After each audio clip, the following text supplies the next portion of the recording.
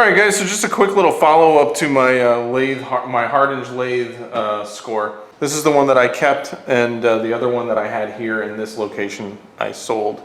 I did get the threading attachment with this one, still trying to sort of figure that out, and was able to get the DRO on the Z-axis, which is the only one that I really care about on this lathe, just because the analog dials are so nice with these. But the Z-travel is really the one that I care about for this one. So this is the other one I kept. This is the DSM Hardinge lathe.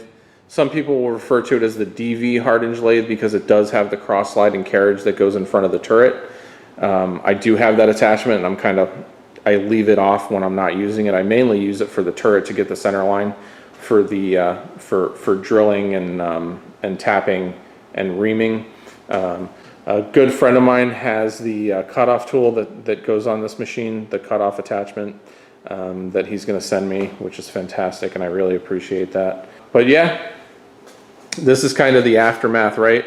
So actually have some room back. I have my two lathes set up now, and still kind of tight in here. I got to get my tractor and stuff out of here. I'm going to make a separate building out back that I can keep that stuff in. But yeah, anyway, so looking really good now. I really like organization. So when I have everything's in disarray, it's hard for me because I like to have things organized so I can just go grab things when I need them and I don't have to do a job before I do a job. It's hard enough to making a setup for, you know, a part that you want to make. So finally got everything back in order now. So got my chucker there, which is fantastic, and just have all my tooling, my tool cart, so everything's ready to go.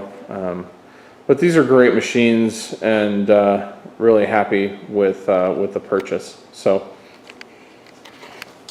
as you know, I'll be making more videos using these lathes and stuff, so stay tuned for more cool stuff.